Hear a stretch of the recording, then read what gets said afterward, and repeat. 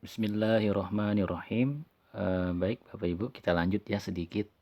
Nah, eee, di awal dan sebelum tadi saya sudah sampaikan bahwa untuk memulai bisnis yang paling terpenting adalah bagaimana kita punya model bisnisnya dulu, konsepnya seperti apa. Nah, untuk bicara masalah model, ada 2 pendekatan yang bisa digunakan sama Bapak Ibu. Mungkin Bapak Ibu udah pernah mendengar istilah yang namanya, bisnis model kanvas gitu ya. Dalam bisnis model kanvas itu terdiri dari 4 blok dan subblok ya. 4 blok itu pertama terdiri dari, eee, offering ya kan, kemudian customer,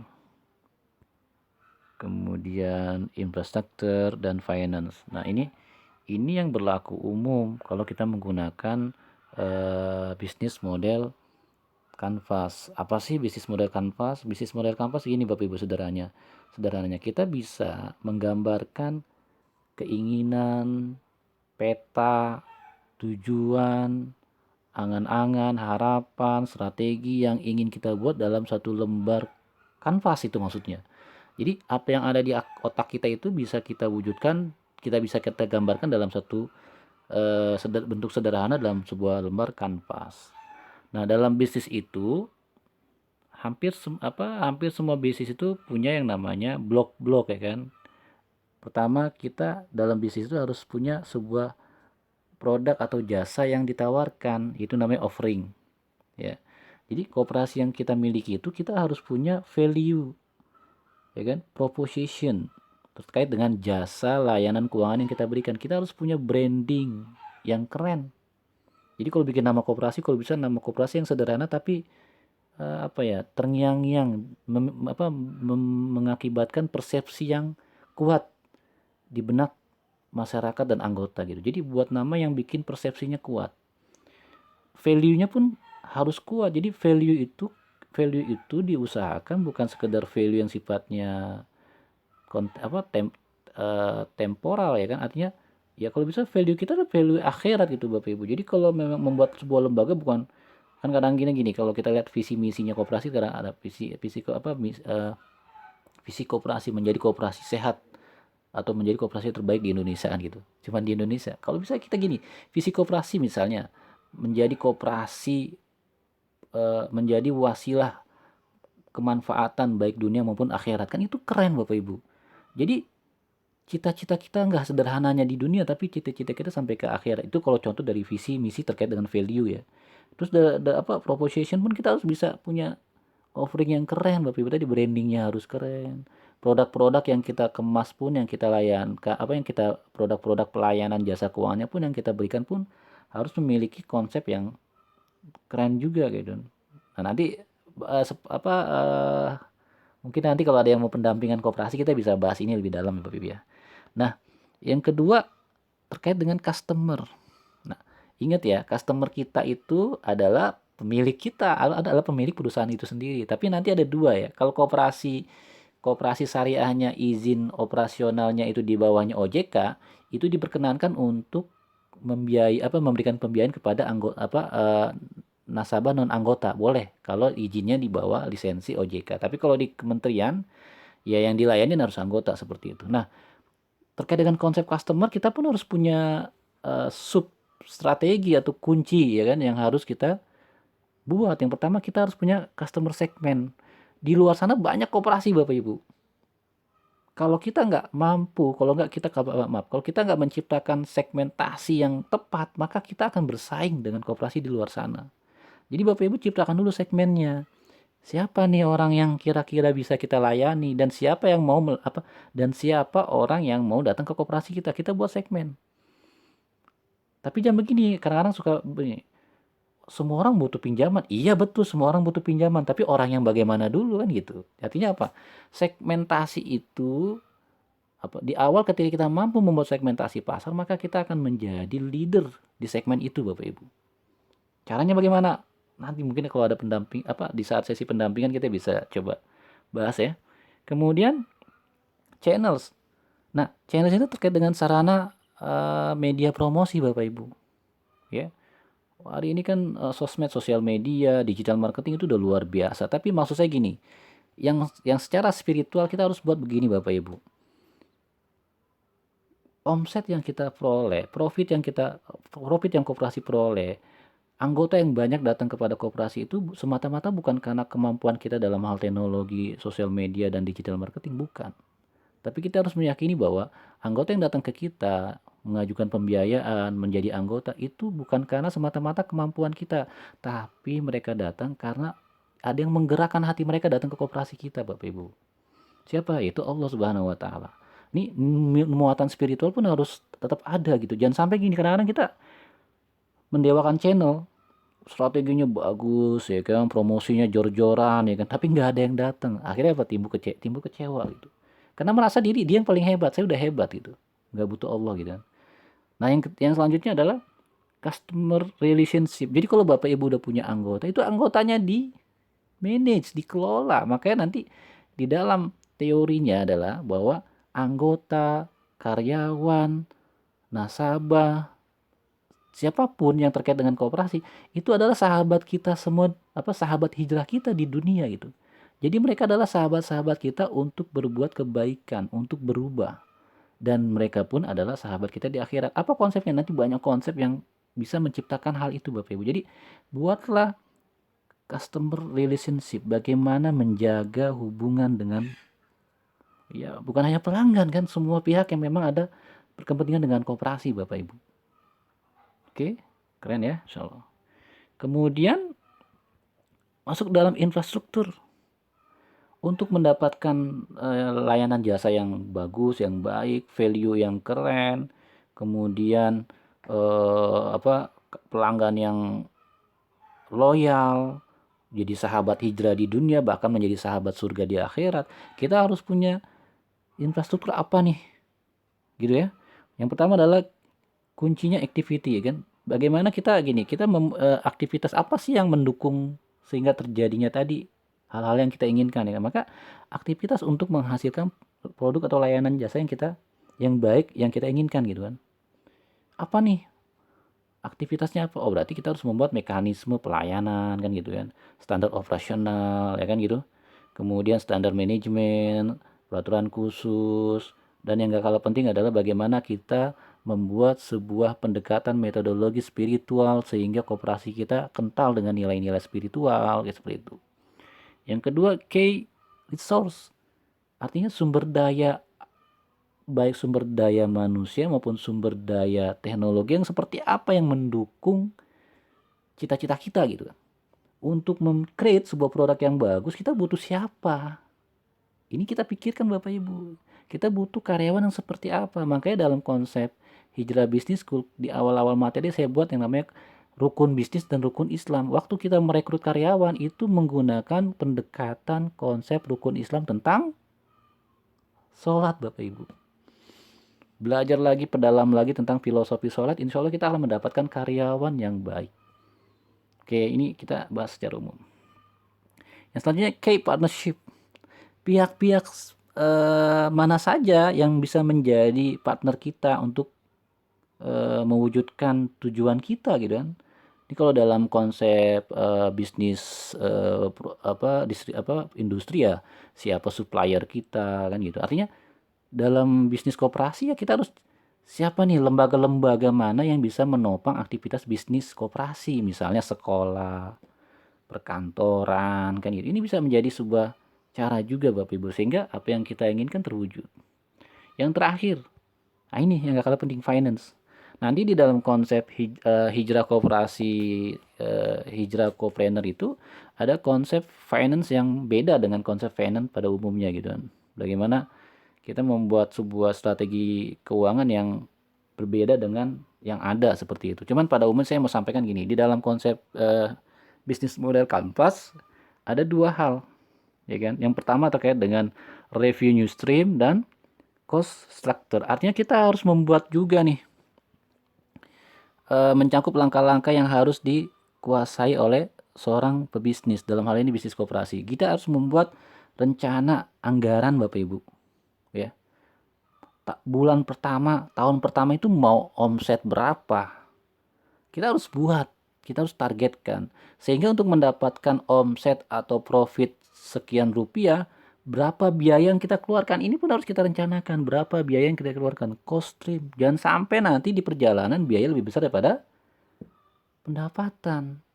Ini yang kadang-kadang ketika koperasi baru berjalan kebanyakan minus. Apa?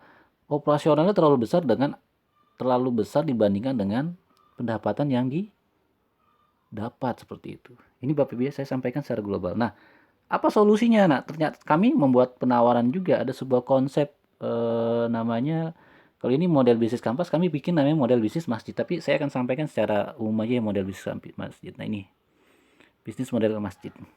Kenapa bisnis model masjid? Karena banyak hal hebat dimulai dari masjid. Kalau kita belajar sirah Nabi, seluruh aktivitas sahabat, aktivitas Nabi, baik ekonomi, sosial, politik, budaya itu semuanya berpusat di masjid. Maka kita ingin mengembalikan itu dalam sebuah konsep model bisnis model masjid. Saya akan bahas secara sederhana saja karena waktu kita terbatas. Yang pertama, kita lihat bagian bawah pondasi ya. Kita akan lihat ke tujuan visi mati. Kalau saya visi mati adalah visi akhirat Bapak Ibu. Jadi setiap bisnis kita kalau bisa diorientasikan visi kita sampai ke visi akhirat. Punya karyawan yang nanti menjadi teman di surga. Punya anggota, kalau bisa anggota yang nanti menjadi teman di surga. Seluruh aktivitas bisnis baik yang dilakukan oleh koperasi maupun anggota itu semuanya visinya visi akhirat Bapak Ibu. Artinya apa? Contoh misalnya anggota kalau bisa kita edukasi, Bu Bapak kalau dapat keuntungan kalau bisa digunakan untuk hal-hal yang sifatnya mencakup sampai akhirat gitu. Filosofinya gini, saya orang yang berkeyakinan bahwa harta itu ternyata bisa kita bawa sampai akhirat. Jadi harta itu beneran bisa kita bawa sampai akhirat. Dengan cara apa? Harta yang kita miliki, rezeki yang kita punya dengan cara ya kita titipkan melalui orang lain. Kita berikan kepada orang lain, kita lakukan derma, berikan titipkan pada orang lain, maka yang kita titipkan itulah akan sampai kebaikannya sampai akhirat. Berarti harta sampai ke akhirat dengan cara apa? Memberikan kebaikan kepada masyarakat, kepada anggota atau kepada umat. Kita titipkan uang kita titipkan rezeki kita melalui mereka dan insya Allah kebaikan itu akan sampai kepada kita di akhirat. Nah, kalau visi akhirat kita sudah sampai, maka kooperasi itu dibangun di visi akhiratnya Bapak Ibu. Nah, visi akhirat kan jangka panjang, belasan tahun bahkan puluhan tahun. Maka biar terus bersemangat untuk mencapai visi akhirat, kita harus punya yang namanya api bisnis atau kalau kami dibuat namanya bahan bakar bisnis. Bahan bakar bisnis adalah kebaikan derma sosial yang kita berikan tiap saat. Misal contoh, kita edukasi anggota koperasi. Misal, Bapak Ibu kalau dapat bonus dari simpanan koperasi bisa nggak disisihkan tiap 30%-nya itu untuk kepentingan baitul malnya gitu kan, untuk kepentingan sosial koperasi yang kita distribusikan kepada orang-orang yang tidak mampu. Ini kalau dikelola dengan baik Bapak Ibu, misal contoh Bapak Ibu punya anggota 1000 orang. Setiap 100 orang dari 1000 orang itu memberikan infaknya 30% dari keuntungannya. Dahsyat ini kekuatannya besar Bapak Ibu. Apalagi dikelola sebuah lembaga. Ini akan kebaikan ketika dikelola oleh sebuah lembaga itu akan memberikan orientasi yang cukup besar dampaknya. Ya, itu filosofi seperti itu. Nah, apa sih yang di dalamnya di sini kalau dalam bisnis itu kita jangan pengennya kita aja gitu. Maksudnya gini, kalau kita punya bisnis jangan maunya kita gitu. Kalau bisa maunya Allah kayak gimana. Nah, untuk mengetahui maunya Allah kayak gimana, kita harus tahu dulu nih kekuatan kita apa aja. Internal power. Saya nggak akan jelaskan terlalu detail, tapi saya umum saja karena keterbatasan waktu. Jadi, pertama internal power. Kita punya internal power apa nih? Di koperasi itu punya SDM seperti apa kekuatannya? Apa yang ada kelebihan di koperasi? Kemudian kalau sudah dapat internal power, tentunya sekali lagi kita harus punya offering tadi ya, value branding yang kuat, yang bagus sehingga produk dan layanan kita berkualitas. Gitu ya Bapak ya.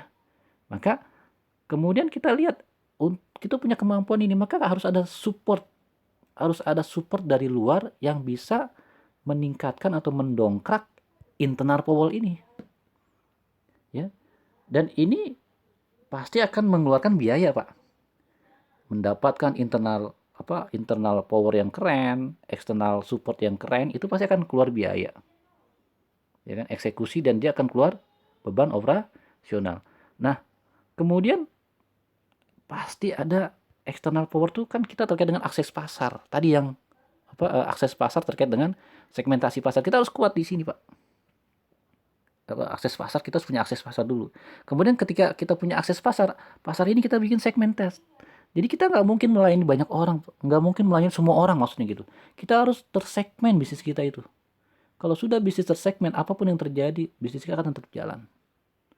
Kemudian pasti akan mendapatkan customer fokus. Kita akan fokus kepada customer yang sudah tersegmen dan pasti ujung-ujungnya akan mendapatkan sumber pendapatan. Ini adalah sirkulasi, ya. Ini adalah ekosistem yang nanti dibangun dan yang pasti adalah pendapatan dengan beban operasional harus besar pendapatan seperti itu. Pendapatan yang kita peroleh tujuannya adalah untuk visi akhirat dan kita visa akhirat itu akan kita wujudkan dengan cara memotivasi dengan cara menciptakan yang namanya bahan bakar bisnis atau api bisnis. Dengan cara apa? Melakukan sedekah-sedekah sederhana setiap bulan, setiap hari, tiap minggu, tiap tahun dan sebagainya. Semoga dengan konsep ini kita bisa menjadi teori ini, Pak. Hari ini umat Islam itu sebenarnya kaya kalau semuanya itu memiliki rasa dermawan yang tinggi. Makanya gini, dalam konsep bisnis koperasi kalau bisa menciptakan pengusaha-pengusaha. Makanya saya bilang sampaikan, saya pendekatannya adalah kooperasi trainer, bukan kooperasi sederhana. Kooperasi trainer adalah kooperasi yang menciptakan anggotanya menjadi pengusaha. Dan setiap anggota yang menjadi pengusaha diwajibkan atau diedukasi mereka memiliki kepekaan. Jadi ciptakanlah pengusaha yang soleh, tentunya kaya raya kita berharap dan dermawan gitu Bapak Ibu. Jadi kalau setiap anggota itu berorientasinya kepada akhirat, setiap keuntungan yang diperoleh dari koperasi itu didermakan untuk kepentingan umat. Contoh misalnya, ini kita bilang ada yang namanya kesuksesan kita harus menembus langit ketujuh ya kan, ada langit ke-1, langit ke-2 sampai langit ke-7. Ini harus orientasi kita ke akhirat. Contoh misalnya di langit pertama ini kita buat ya, ini ilustrasi saja di langit pertama. Misalnya contoh ada bisnis, ada anggota belum punya bisnis tapi dia sudah punya misalnya profit lah, punya profit dari simpanannya ya kan, ya misalnya contoh profitnya kurang dari 10 juta ya, kalau diusahakan ya zakat infak sedekahnya kurang dari 1 juta ya, terserah mau 1000, 2000, 3000 artinya di bawah 1 juta. Terus yang kedua, langit yang kedua ini adalah anggota koperasi yang sudah diedukasi, di training dan sebagainya, terus dia punya profit, dia udah punya bisnis nih, dia punya profit di atas 10 juta misalnya. Dari mana profitnya 10 juta? Kalau dari simpanan aja kayak nggak mungkin, tapi dari bisnis yang dijalani sama si anggota. Sekali lagi, anggota itu harus kita edukasi menjadi seorang pengusaha, Bapak Ibu. Jadi dia juga bisa menitipkan hartanya, menyalurkan infak, sedekah, dan zakatnya itu di koperasi. Karena koperasi syariah itu selain mengelola bisnis juga mengelola baitul mal. Terus Bapak Ibu sampai langit ketujuh dan bisa saja kemungkinan ini terjadi di langit ketujuh ketika ada anggota koperasi yang punya profitnya lebih dari 10 miliar. Bayangkan dia bisa siap mengeluarkan ZIS sebesar 1 miliar. Bisa terjadi? Bisa. Apa yang tidak bisa terjadi ketika orientasi kita ke akhirat. Dan kalau seluruh koperasi dengan seluruh anggota dengan koperasi yang kompak, yang manajemennya bagus, mampu melembagakan kebaikan, mengkoordinir kebaikan dalam satu kekuatan, ini akan menjadi kekuatan besar untuk menciptakan masyarakat yang madani, Bapak Ibu. Yakinlah tidak akan ada umat Islam yang miskin lagi kalau pendekatannya seperti ini. Baik Bapak Ibu, ini yang dapat saya sampaikan, kurang lebihnya mohon maaf. Nanti akan ada share-share tentang petunjuk teknis syarat-syarat pendirian koperasi, kemudian ada aturan legal formal tentang koperasi syariah, ada peraturan menterinya yang terbaru di tahun 2017 nanti akan di-share oleh kapten kita. Saya atas nama pribadi dan lembaga Hijrah Business School mengaturkan mohon maaf yang sebesar-besarnya apabila ada kekurangan dan perkataan yang kurang berkenan. Sekali lagi ini adalah ikhtiar kita untuk berbuat kebaikan dan semoga silaturahmi kita bukan hanya sampai di sini Bapak Ibu. Kita nanti bisa bersilaturahmi di lain waktu dan lain kesempatan. Dan semoga semangat Bapak Ibu untuk menciptakan koperasi yang keren, yang kuat, yang memberikan manfaat besar buat umat, itu akan bisa terwujud segera. Dari saya cukup sekian. Terima kasih. Billahi taufiq wal hidayah. Wassalamualaikum warahmatullahi wabarakatuh.